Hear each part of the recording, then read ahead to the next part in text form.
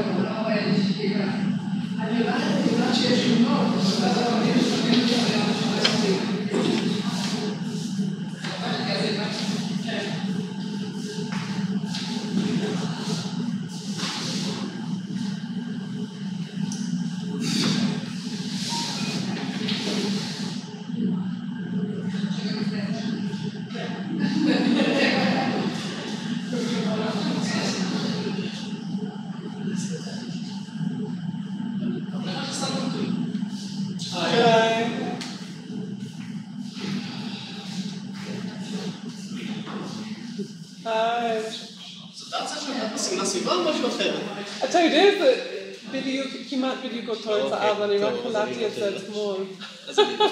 אתמול בלילה חשבתי רגע, זה... טוב, אז אני אבטל. אז אני... כן.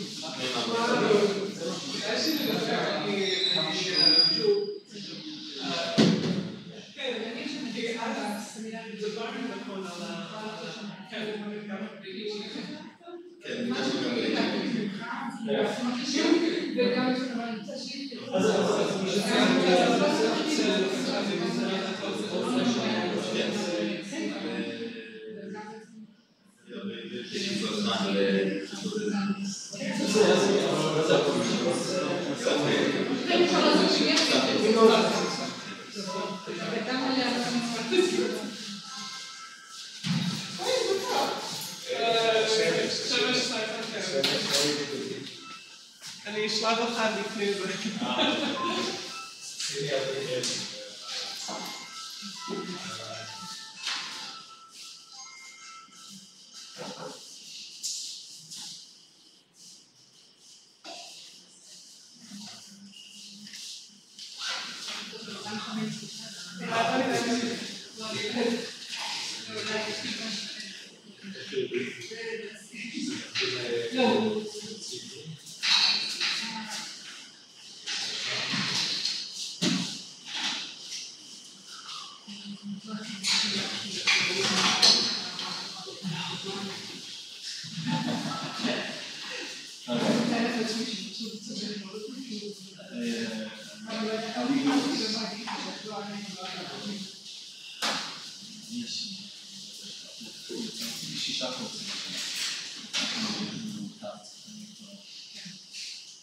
ועשיתי טעות אחת גדולה שאני לא עושה שבשון של הבא.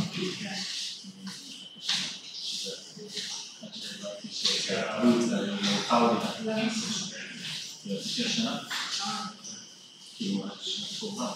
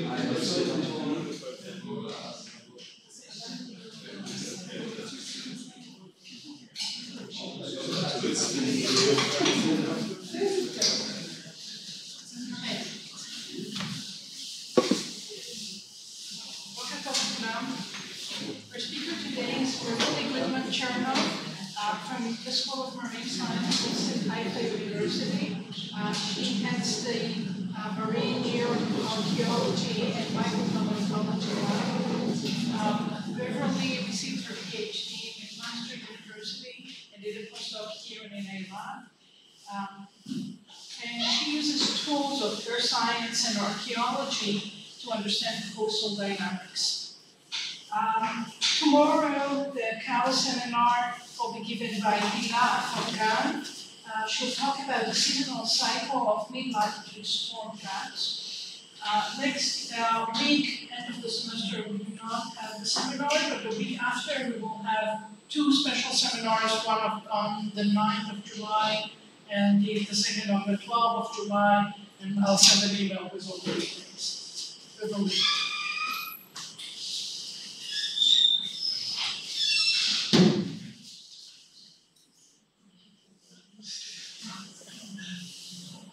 מישהו יודע איך להוריד את הפס למעלה?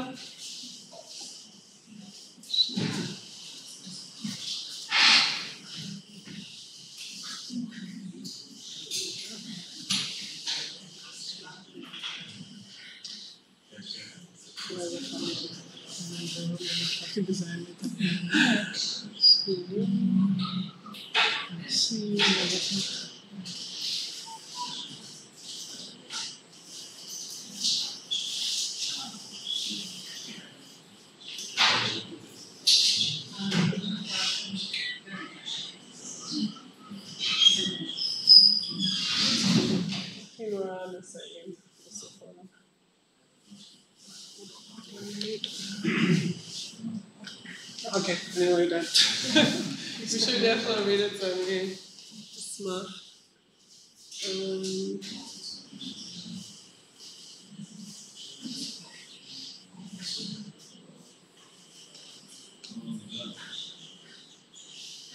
Okay, that's that. We can live with it. Good afternoon, good morning.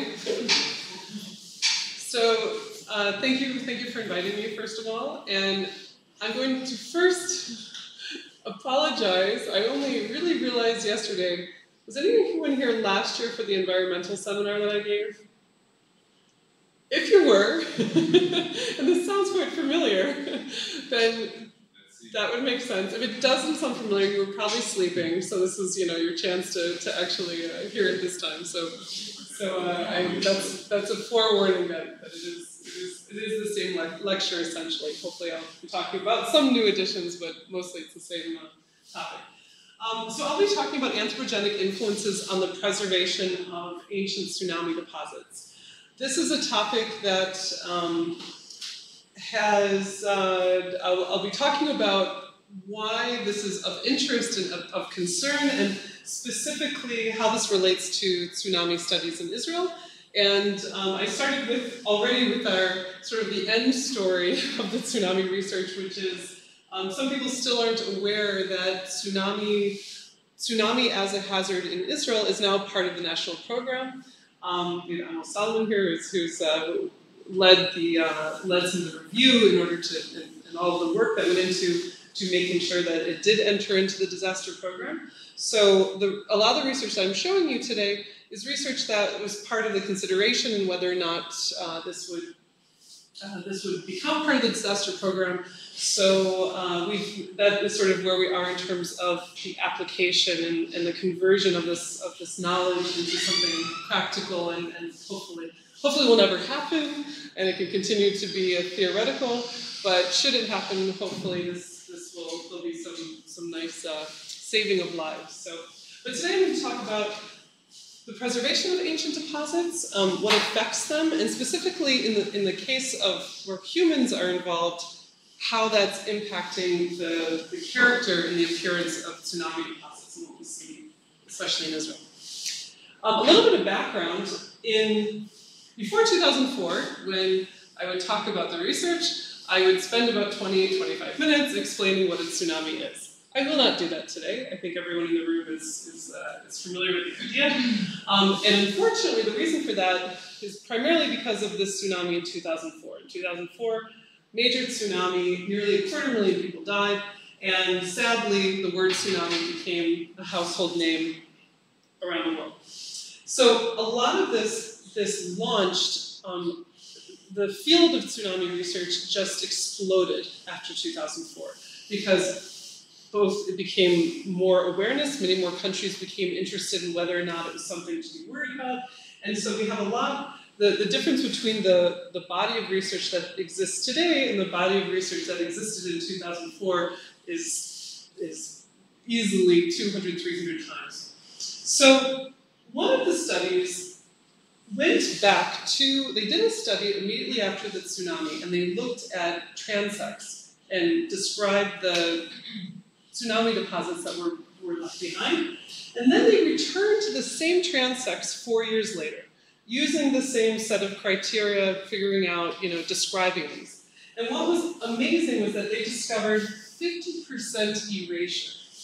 They could not, 50% of what they had seen in 2004, or 2005 technically, right after the event, they could no longer recognize. And they summarized this by saying, okay, why? What do they think the causes of the erasure were? And about half of that was rain and vegetation. Okay, for that environment, this was a major effect. And a little bit over a quarter was anthropogenic, and then 50% was soil development. Okay, so that's specific to that area. Now, in terms of the human impact on tsunami deposits, for those of us studying paleo-tsunamis, this picture is horrifying. This is not what we want to see. We don't want to see cleanup. We want everything to stay as it is so that, afterwards we can find it.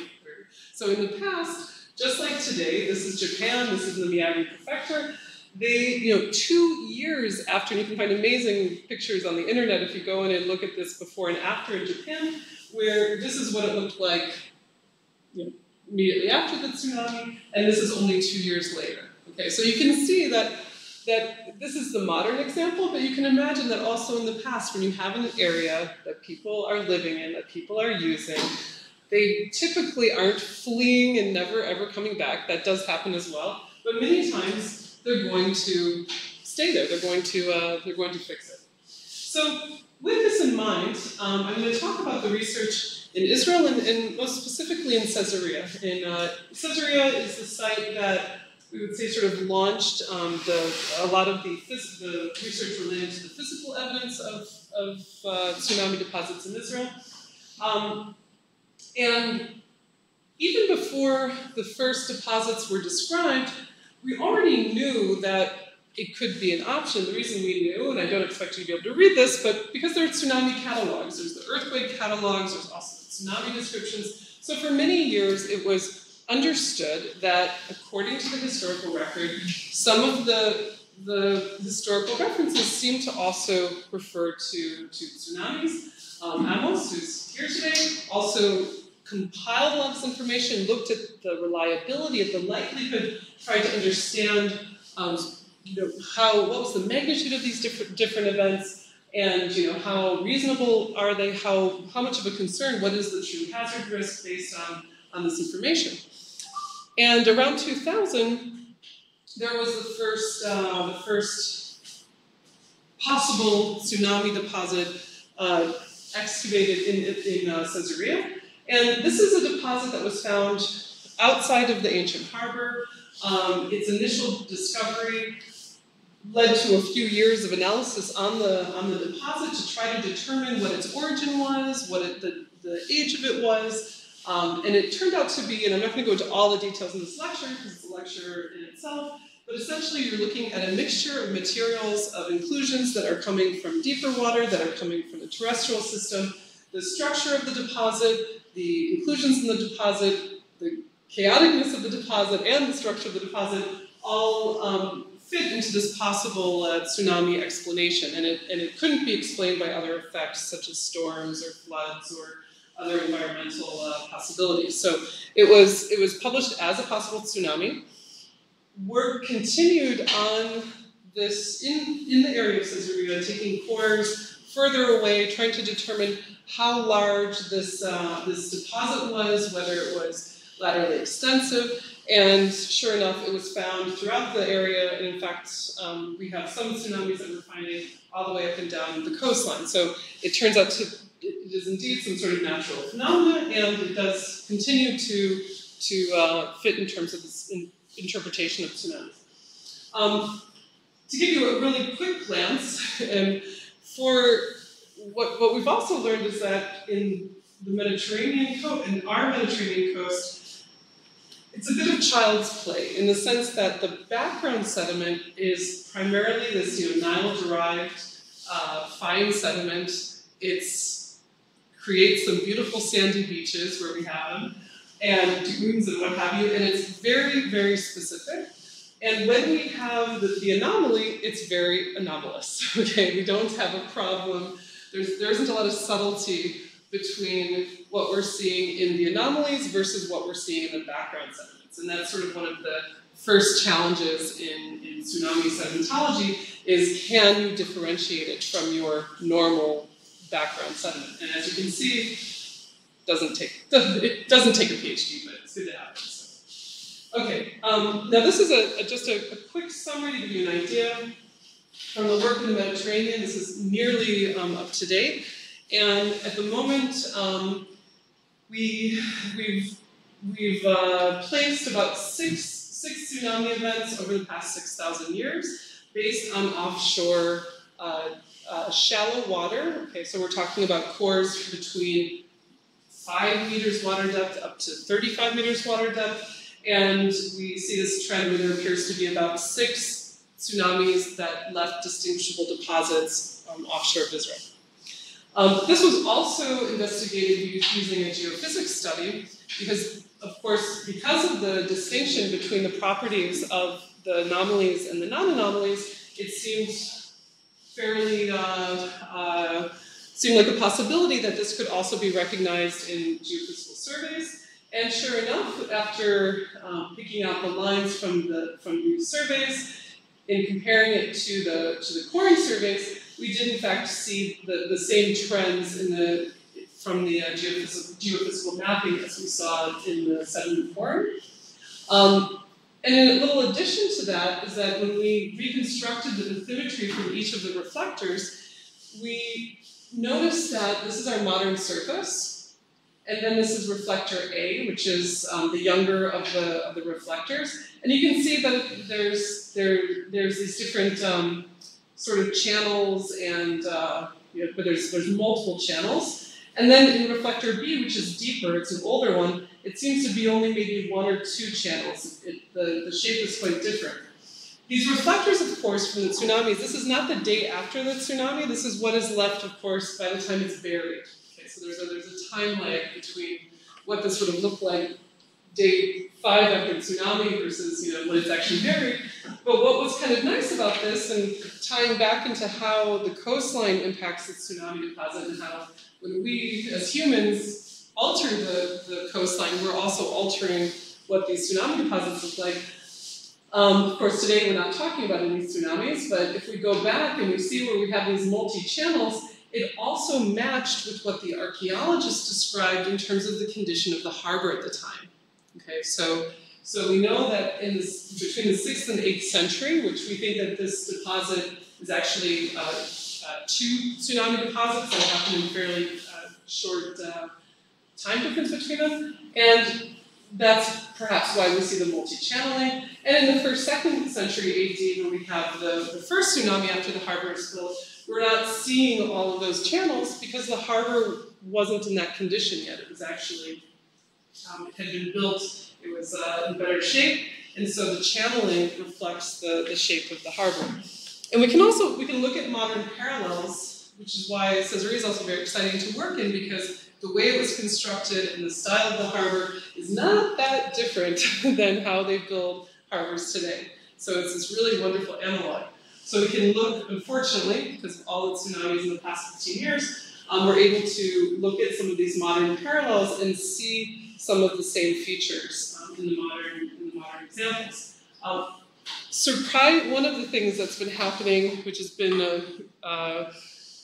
when we first interpreted the Caesarea deposit, the first of the studies, we had no parallel. We had nothing to say, here is our deposit, here is a tsunami deposit, they match. We didn't have this. Okay, it didn't exist. Most of the tsunami studies at that time were coastal lakes in North America. They were very, very, very different environments. Okay, nothing that had comparisons to what we were seeing here, and they weren't offshore. Okay, so a whole different picture. But now, as more and more studies are coming out, some of the things that we were seeing that were a bit controversial, like articulated bivalves. One of the criticisms that the Caesarea work received was, well, how can you have articulated bivalves in a tsunami? That seems impossible. And it turns out you see them all the time. Okay, they do in fact, they are seen in the modern tsunami deposits that have happened, and ironically, they sometimes reference the Caesarea papers, which I always think is funny because we don't have helicopters or video. They do. They can be quite confident they have a tsunami, and they don't need ancient Caesarea to prove that. So there are a lot of examples of things that we recognized in Caesarea that we proposed might be tsunami related that we're now seeing from the modern examples. A little bit backwards, but another thing from the modern, important thing from the modern is the harbor itself. What they've learned in the modern, recent modern events is that one of the worst places that you can be during a tsunami is actually in a harbor. You do not want to be in a harbor. You don't want to be in a river, you don't want to be in a harbor. And the reason is, harbors are built with the purpose of protecting against high energy waves, but generally higher energy waves from storms. And storms are, of course, they're climate-based, they're wind-based, they're mostly surface waves, and so harbors can do a pretty good job in a storm situation. Okay, they're blocking that wave energy and they're able to create a quieter environment. But, as you can see from these pictures, when you have a tsunami meeting a harbor is enclosed. A harbor is meant to trap, to prevent things from coming in. And that water mass that enters into a harbor really has nowhere to go. Okay, so what happens is you get eddies and you get these currents happening in the harbor, and you get amplification of the waves, so that the sides of harbors will experience more damage than other parts along a coastline. These two pictures on the right are actually California in 2011. Okay, so this is not Japan, this is California. I was just checking, and at the moment, the price tag on damage in Santa Cruz, California, for the repairs that they're doing to their harbor and the cost of boats that had to be replaced, is now reaching up to $60 million. Okay, so they have major, major damage. This is Crescent City Harbor, this is Pillar Point, Newport Harbor, almost all the harbors along the California coast had some sort of damage. And that's because of, even though the wave height coming in, we might be talking about a half meter to maybe a meter and a half, once it gets in and it creates these eddies, it causes major damage and causes major waves on the sides of the harbor. In fact, I think in Crescent City, they reported inundation, not inundation, but the run-up in the wave heights on the edges of the harbor got up to 2.5, 3 meters. This is just another example. This is from Oman during 2004. Oman did not have major tsunami damage from the wave coming along the coastline, but it did have major damage in its harbors. It had large ships being ripped away from its moors and various damage. So you get the picture. Okay, so this is something that's human structure, man-made structures that are changing the environmental conditions on the coastline and also creating this sort of danger zone during tsunami events. So coming back to Caesarea, one of the original problems with the offshore evidence was that when we turned to our land archaeology friends, they all said, there's no evidence on land. We don't have anything on land. That's interesting that you seem to find something offshore. Maybe this didn't have any land inundation. Maybe there's some kind of, but there wasn't any, nothing had been published, nothing had been identified as tsunami related on land. So to figure out what was happening there, because obviously if these waves never went on land or never damaged anything on land, then great. We don't have a problem. This is good news. So going out with that optimistic hope, we went into the archaeological reports and the descriptions from the archaeological excavations and basically tried to put them side by side. Okay, what do we have from our offshore tsunami sediment record, and what do we see in the same time periods on land? So I'm just going to show you a couple of examples. There's more examples than this, but I'll limit it to a couple of, a few of them. So we focused naturally on coastal areas, okay, places that we would have the best chance of where they might have seen tsunami deposits, if there were any. So I'm going to show you now the Hippodrome. The Hippodrome is a chariot, a horse chariot racing arena. And there's one, actually two in Caesarea. And today the Hippodrome is mostly excavated out so that you can go there, and they even bring horses out there to do shows and things. It's quite nice. But this is the Hippodrome. It was built 2,000 years ago, around the same time that the harbor was built. And if we look at the archaeological story, the history based on archaeology, we know that it was functioning and that it was part of King Herod's inauguration of the city. They had games there in 8 BCE. So everything was great. Everything was working wonderfully at that time. And if we go to our tsunami record, our first tsunami after the construction of Caesarea, after the construction of the Hippodrome, is sometime in the 2nd century. There is a possible historical record from about 115. Okay, so we have this physical evidence for tsunami around that time. When we look at what is happening in the archaeological description in the Hippodrome, interestingly, beginning in the 2nd century, 2/3 of the Hippodrome is converted into a city dump. And 1/3 of it is renovated, and it turns into a theater for gladiator games. Okay? Coincidence.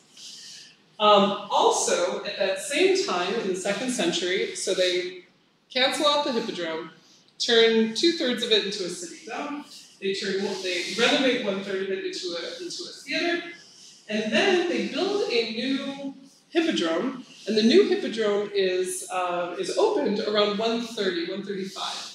And when they build the new Hippodrome, they go far away from the sea. Okay? They built the Hippodrome on the easternmost maximum distance that they could in Caesarea. Okay, other things in this description. We found photos like this. This should look kind of familiar already from the earlier photograph from offshore. There were deposits of shell, some of them up to over 1 meter thick, throughout the area of the Hippodrome and even above and beyond the Hippodrome. And this, of course, there was descriptions as garbage dump, these shelly deposits on the very, very top of this area. It was mostly cemeteries. And as you go into the descriptions from the area, they start to talk about these thick, shelly, and silty layers. You also have beneath them rapidly buried gardens. Okay, so live plants that were buried live. And probably for me, one of the most interesting is that in an area sort of up and beyond the Hippodrome, but next to it, they had descriptions of articulated human skeletons, okay, so people, in non-burial context with no signs of disrupted stratigraphy. So they had human skeletons in the shelly deposits that had not been buried there. Okay, they were buried with the shell. Okay, there's no sign that a hole was not made, nothing was done. There's no sign that it was done after the shell came in. It's actually that they were put there with the shell. And the common interpretations that they had were, of course, refuse, garbage, construction fills, or dredging debris. One of the ideas was that the shell came from dredging the harbor. In order to maintain the harbor, they had cleaned up the harbor and they had dumped everything into this area. If you're interested, there's a whole paper about this argument. But what I will summarize for you is that it's very difficult to argue that it's a dredging deposit because it simply does not look like harbor deposits. There's nothing in it that's harbor-like. The shell itself, those Glycemaris clams are not they don't live inside harbors. So there's many reasons why the dredge argument is very poor. Never mind the fact that the area that this deposit covers is nearly the same size as the entire residential area of the city at the time. Okay, so picture a project where the same size of where the people are living is also being, they're dumping this material. Okay, so this was very interesting. In 1997 to 2000, they cleared out the garbage dump. Okay, so we didn't have that first awareness of the tsunami deposits until 2000. So we really just missed it missed it by that tiny, tiny little window of time. And the only place, there's one little area where they left a little bit of what was inside this garbage dump. It's one of the lower courses. It doesn't, unfortunately, it doesn't include from those photographs the thick shell deposits I showed you. But fortunately, here we go, small raining deposit. And yeah, that's McJager for scale. He treated this. So here we have the deposit, and the color is not great on this projection, but I hope you can see that there's definitely distinctive changes in the deposit. Come to Caesarea, or look at my computer to see it up close. But what you would see is that this line here, where it's much more ceramic rich. Not only is it more ceramic rich, it's also imbricated. Okay, it's also sorted for size. It has all kinds of indications of fluid transport. Okay, it's essentially what our interpretation is this may in fact be a dump. Okay, this is a city dump. This is true. It was probably initiated as a dump because of the tsunami, but it was used as a dump. And then when later tsunamis came through, it eroded through the dump and sorted through the dump refuse, and then it's redeposited. Now it's a mixture of dump and marine and further terrestrial sorted out. Okay, so this and this are the same. Okay, the only difference is that this has the addition of whatever deeper water marine and marine sediments and more terrestrial sediments, as well as clearing out the finer material that was in the refuse, in the garbage dump. So another area where we found in the literature that was very interesting to us was this area LL. And LL, this is the ancient harbor. Okay. It's now underwater in the outer area, but in the first century it would have stood out the water. And in this area, a little peninsula that comes off just off of the harbor, the archaeologists had described sequences of clean sands, of marine sands, that had no context. They didn't know how to interpret it, but they described it in the stratigraphy. A couple of years ago, they started to do work in this area, and they opened up one wall. And I happened to be there that day and go by, and I went, whoa, I had nothing on me, not even a camera. I was actually in the shul with Mark Rose. And they had opened up a piece, and sure enough, you could see the sand, you could see shell, you could even see burnt pieces, and I ran back the following day, and they'd already closed it.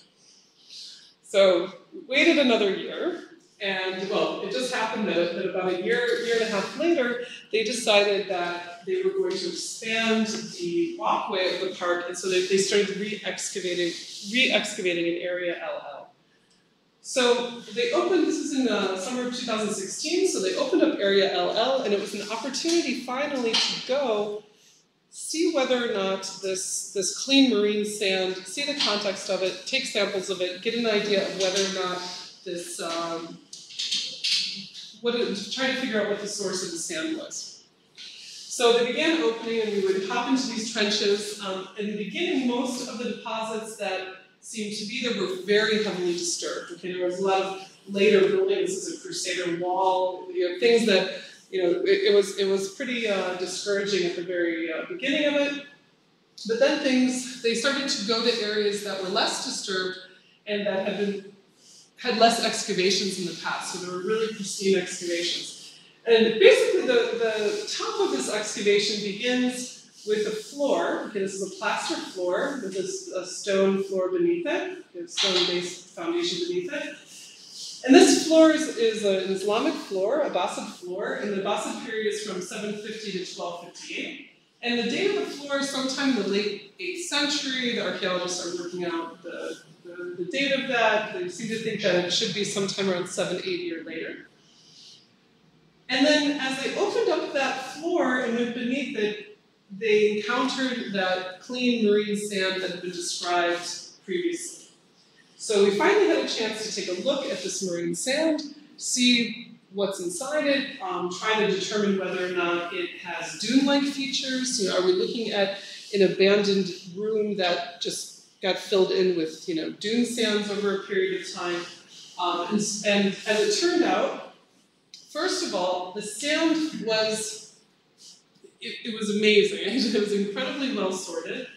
Really clean sands. It had little to no inclusions. Okay, almost nothing in it except for roof tiles. Roof tiles and construction blocks. Okay, it had blocks that were similar to the walls of the room.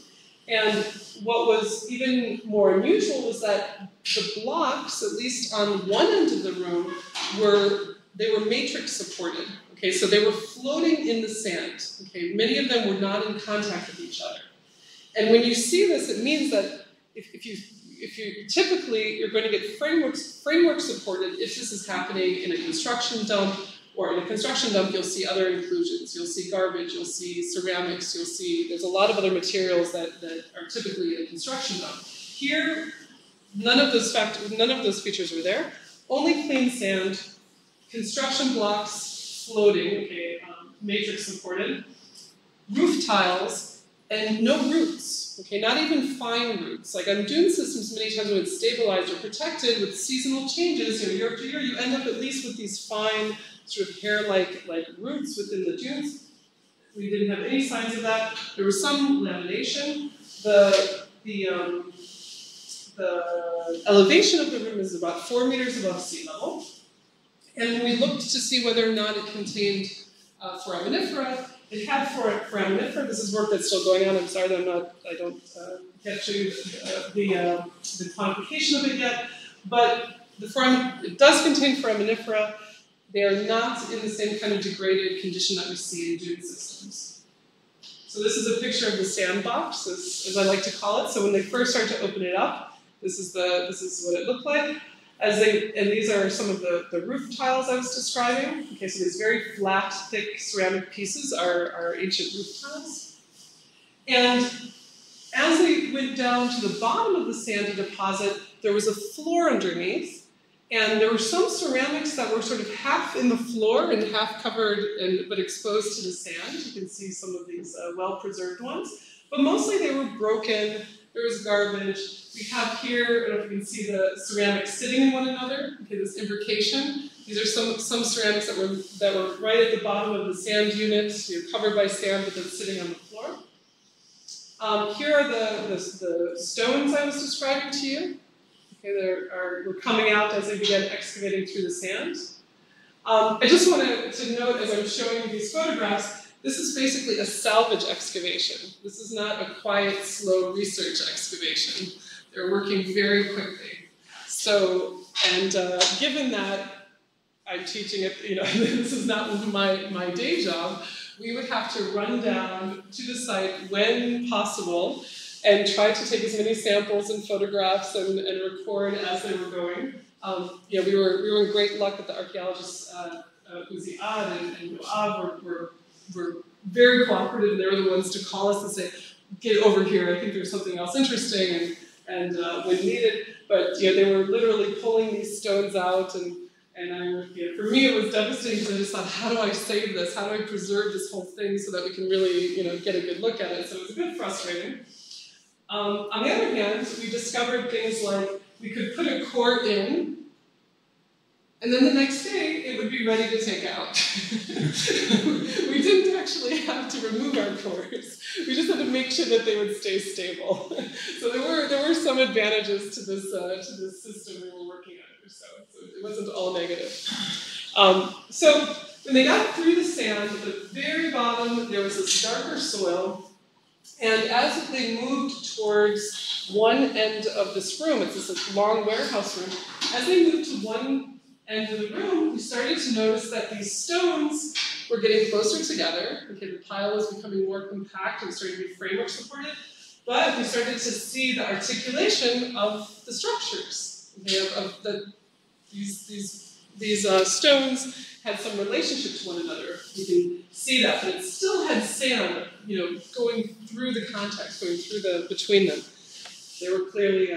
So the basic sequence is that we have the sand, this overlaying sand with construction stones and roof tiles. Then, and I use this photograph to emphasize that this is an abandoned floor. Here we have a nice little column, okay, the 8th century column. But above it, there there's soil. Okay? This is meaning that this column was buried in the soil, the floor of this room. Okay? It didn't fall when the sand and the stones came in. Okay? It was already on the ground. So you have these soils that are very rich, lots of garbage, bones, food, little areas, burning patches, things like that. And it just goes over the top of this, and then we start the sand and the sand and stone in this. And so the abandoned floor is sometime in the early 8th century.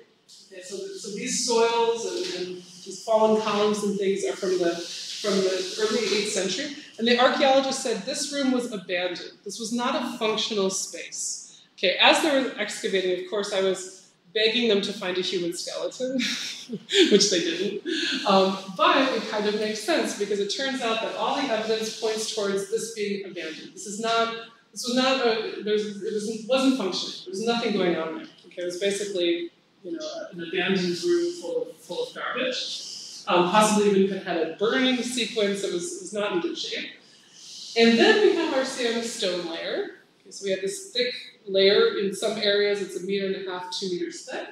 And then the upper floor. Okay, so we have at some point people come in and they renovate the area with the upper floor.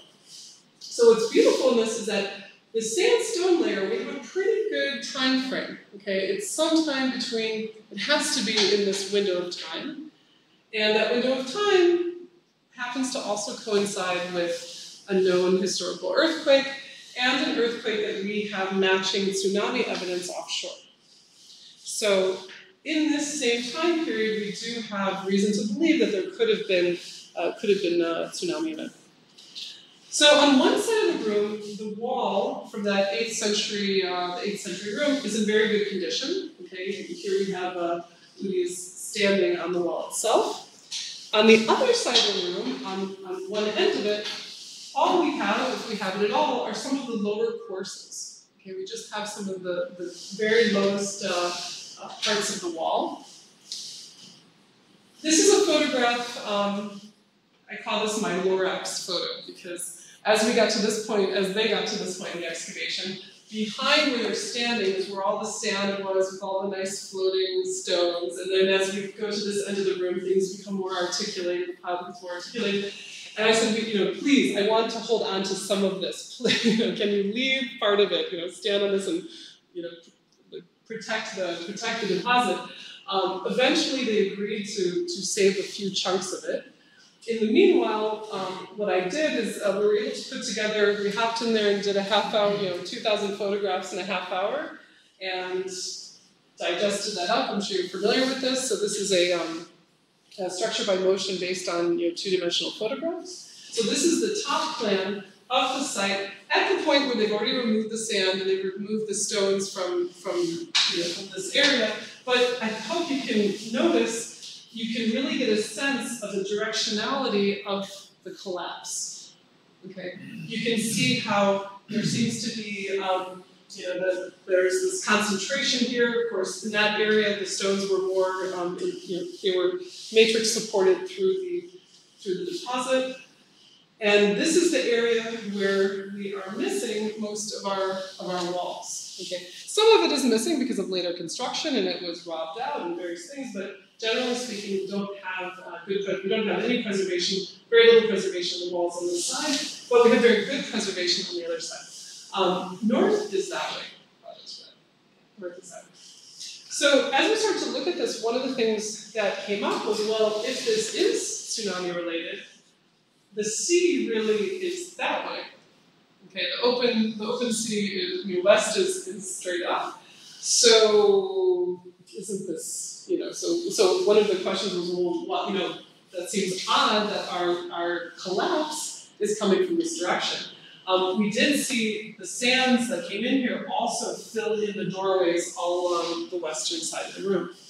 Well, which means that if it was a tsunami, it definitely overwashed into this area also from the west. So how come we have this? Any guesses? If it were a tsunami? China. The harbor is here. Okay. So actually, the fact that we have the majority of the major destruction in the harbor direction is one of the ways that really points to the possibility that this is not, if you're going to try to argue it's storm-related, it's not storm-related. It's probably the major force is coming from the harbor. Okay, a couple of things, though, that came to mind. Why so much sand? Okay. In these other deposits, we're seeing, I showed you the shell, I showed you, these other chaotic jumbled things. This is kind of unusual. And what we can say about that is that, first of all, in any tsunami deposit, and I've had the opportunity now to work in other places, in Crete and in Turkey, and seeing the diversity of tsunami deposits, obviously you can only deposit what you entrain, what you pick up. And so even in a single site, you'll have variations along it. You have variation along the deposit itself. You have variation laterally. And in this case, when we go back into the archaeological descriptions or previous geoarchaeological work, it's actually from my own PhD supervisor, they had done these cross-sections describing the appearance of that part of the harbor, the one that's right next to where the site is. This is sort of in the beginning, Herodian period, everything's nice and built in harbor muds and all is well and good. And they said, okay, we have this tsunami event and some destruction in the 1st, 2nd century. And then as we get to the 2nd, 4th century, they start to talk about evidence for an incursion of sand that by the 4th to early 6th century is so large that they argue that there was actually a sand barrier, a massive sandbar barrier that was helping to create the quiet waters in the harbor, okay?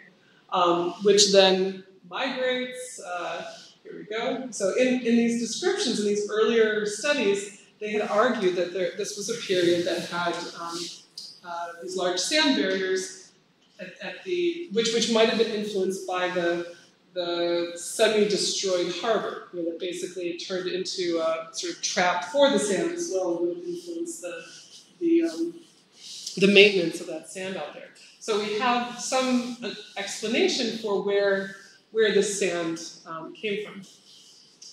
The other question is, where's the shell? Because we know at Caesarea we have shell all over the place when we're seeing these tsunami events.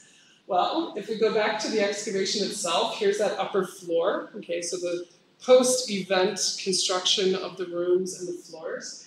And if we zoom in, guess what we have all over the place in the construction site? They're using shell constantly, okay, in everything. And I've had, in the past, one of the people who came to me and said, well, these shell you see all over the archaeological sites are using it all the time. But I suspect that if we do some statistical analysis on the proportion of these shells post-tsunami versus other periods of time, it would be interesting to see if there's a higher concentration. So we see this massive shell layer under the floor. This is that floor, just a chunk of it taken out so you can get a nice close-up. You see it throughout, in that 8th century this post-event construction, you see heavy use of shell in all of the mortar throughout the site, throughout the area. Okay. So, going back to the question of anthropogenic influence on coastal deposits, one of the things is if we take Caesarea as an example, and here we have just the 2,000-year record since the construction of the harbor. There's basically 4 possible events that we talk about and that we have some evidence for. And let's presume we know the size of the event. And these are all relative. The size of these waves are the true. Just pretend we know the true size of the events. Now, over time, the deposit changes. Okay, you have all of these influences on the deposit, which is going to affect what's left behind. So, when we come back to the site and all we have left are the deposits, we're of course going to see something like this, and our assumption is going to be, okay, this is a smaller deposit. It's probably a smaller event. This is a bigger deposit. It should be a bigger event. But let's say we really know the thing. In the 6th century event, according to the offshore evidence, according to other evidence, it should be actually the bigger event. So how do we deal with this? And what does this tell us? And in the case of Caesarea, because we have these different bodies of evidence, we have the historical, we have the offshore, and now we have more evidence from the land, the thing that gets quite interesting is that when we add in the human factor, when we add in the anthropogenic factor, this gives us a lot of really exciting information about that interplay between people and the aftermath of the event. So here in the 2nd century, for example, they have a medium-sized, we'll call it relatively a smaller medium-sized event. Population isn't that big. The population is doing really well. There's a lot of money. It is politically strong. It's an amazing time. So after this event, all over Caesarea, we see Renaissance. We see new buildings. We see everything is cleaned up. Okay? The evidence that we have for the 2nd century tsunami on land is very much this coincidental stuff. Okay? The hippodrome becomes a dump. They build a new hippodrome. The aqueduct gets expanded and gets repaired and expanded. You know, everything. Any repairs that we see are coupled with growth. When we get into the 6th century, again, very big population, very healthy population, very wealthy place, and again, the evidence on land is relatively small. We find it, we've seen it, but it's fairly difficult to come across. But when we get to the 8th century event, we have loads of evidence on land. But this also happens to be a time when we have incredibly small population, okay, relative to the other periods. Very low population, sort of response to what has happened on site. This is very different. And then the 12th century is a small event, and we don't see much anyway.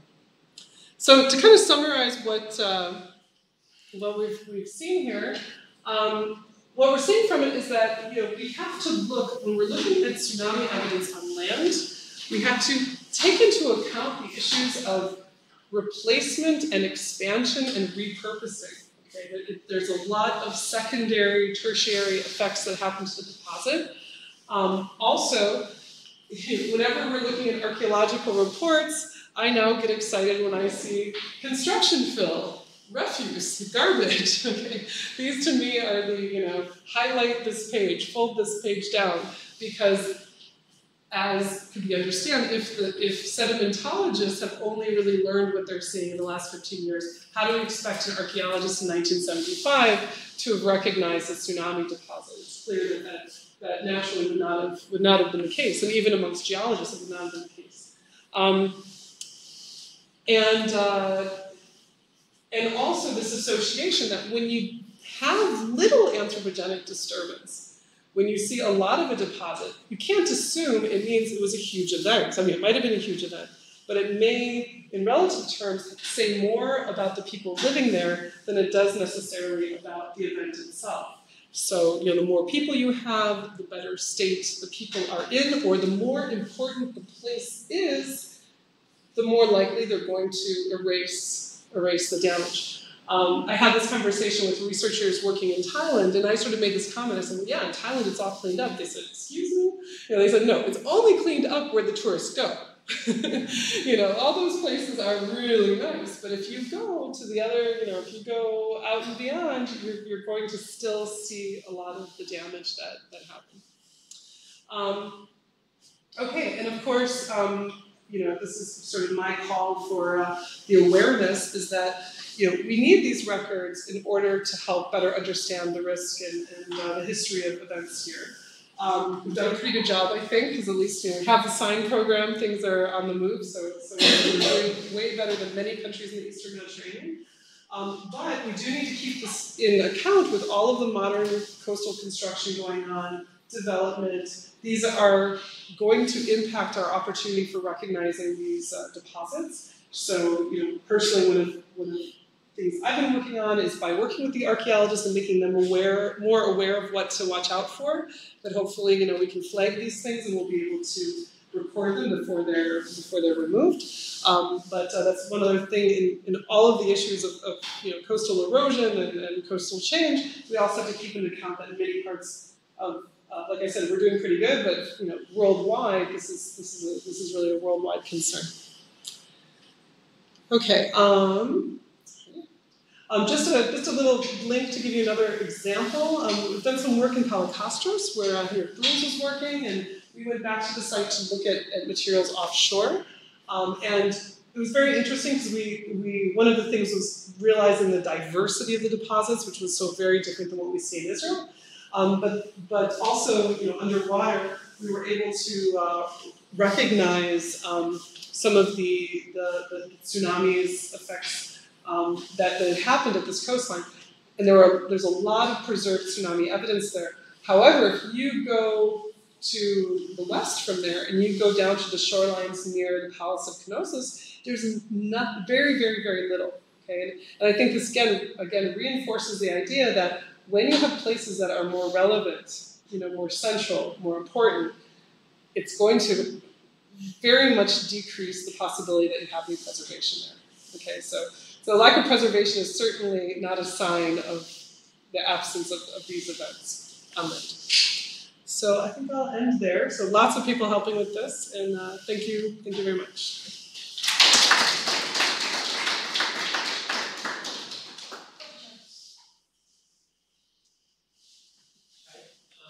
What's the mechanism of sorting 1 meter thick layer of shells? How do you get that? And usually, I thought it's a mixture of sediments and such things. And here it seems very sorted, just for shells.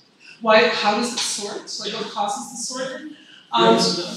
So during what we've seen, like when we started with the shell deposit and trying to kind of back engineer how it developed, we had to rely mostly on lab experiments that had done, and sort of basically drop bucket type experiments where they would take mixtures of different materials where they could actually measure or predetermine wave pools or the current that goes through it. In the case, I can talk specifically about what we understand from say the underwater deposit here. Here was actually what we think is going on is the deposit has 2 fairly distinctive layers. The lower layer we call the sort of shell hash, and the upper layer is really well imbricated. Where are you? Okay, so the upper part is really nicely imbricated. It's mostly disarticulated, but whole shells. Okay, so these are clams, so they're disarticulated, but they haven't broken up. And underneath that, it's almost all broken. Okay, it's shattered and really, really sharp. You can see from the tray, how well, really pristine the shell is, but and the sharps are really the breaks are very clean. So what we think, our interpretation is that these whole shells, in the process of the transport of all this material, you have breakage. You have material that's already broken. Okay, we can see that we have some material that shell can last in the record for thousands of years, no problem. So some of it is already pre-eroded, things that were already broken before the tsunami. Then you have things that are broken during the tsunami. Basically, in the turbulent flow, it's pretty densely packed flow with all of the inclusions. So they're breaking against each other. So you're creating this mess that will have some that have survived as whole, and some who have not. And then when the energy dissipates, what we think goes on here is that these are actually selectively staying in the water column because they're acting like parachutes. Okay, so even though they have the same density because of their shape, they sort of are moving and staying in the water column, and so it takes them longer to do it. And in laboratory experiments, they see that when you have a mixed, you can do this in any lab really. If you take a mixture, a bag with whole shells like this and broken shells, and just mix them up and throw them in, you'll see this effect will happen. The imbrication might not, because that requires the current. But as far as the length of time that they will take to settle out, the smaller broken ones do go faster than the parachutes. And it may be, in here, because we have such a nice clean line between the two, maybe one of them has more to do with the back channeling, and one has more to do, there might be some directionality to it. I've always wanted to be able to excavate it and just take a whole block of it, because actually the shells are supposed to orient themselves 45 degrees from the flow angle. So theoretically, if you could actually really, if you could glue the block perfectly and measure the directionality of the shell, you could probably get the orientation. Trying to evaluate the size of the tsunamis, do you have any parametric information other than the 8th century?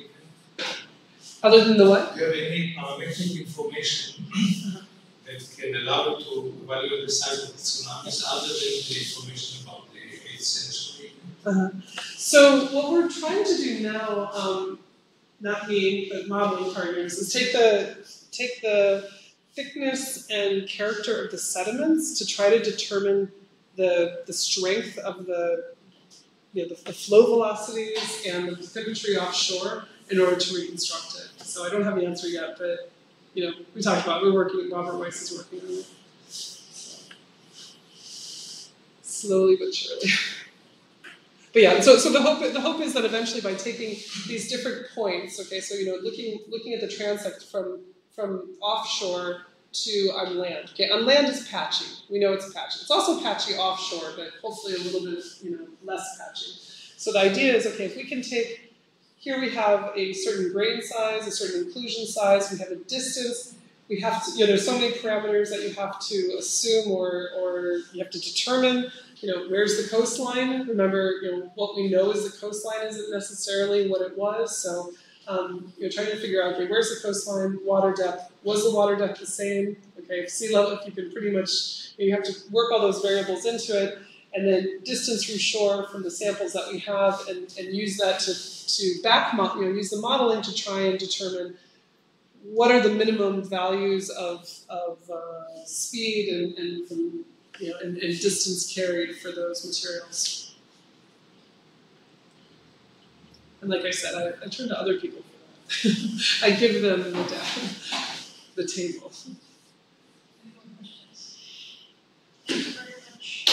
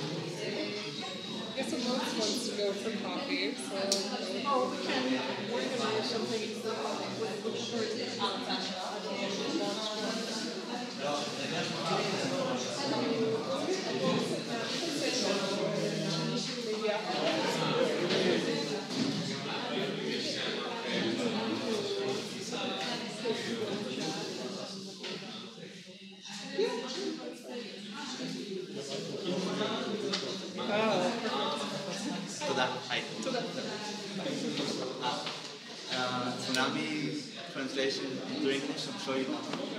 Harvard. You know what? Actually, at the very end, I usually say something about that. Yeah. You know what? It's so funny. That's funny. Just as I was ending the lecture, I never said anything about tsunami. Yeah. Probably though, 75% will be familiar with that. Maybe, but it is interesting because people say, well, why do you call it the harbor wave? It's like, now it makes sense. Yeah. בסדר, מה שלומך? איך הולך? מה? זהו, מסיים, חודש אחרון, מבחנים. What year are you in? You're finishing your second master's? No. לא, תואר ראשון.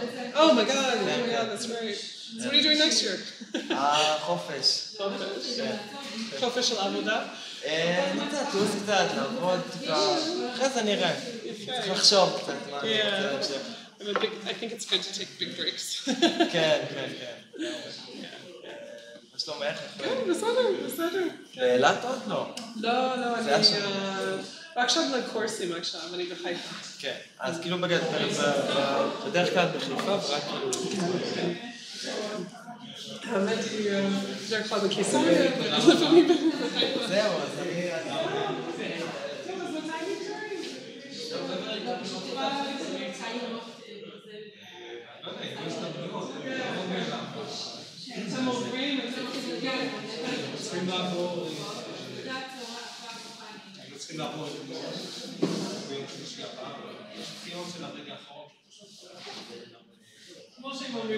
כשאומרים את זה, צריך שאומרים מתי אומרים.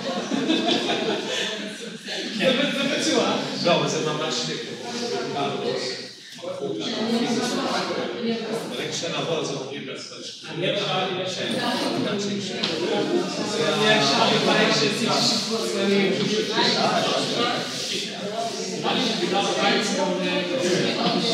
זה ממש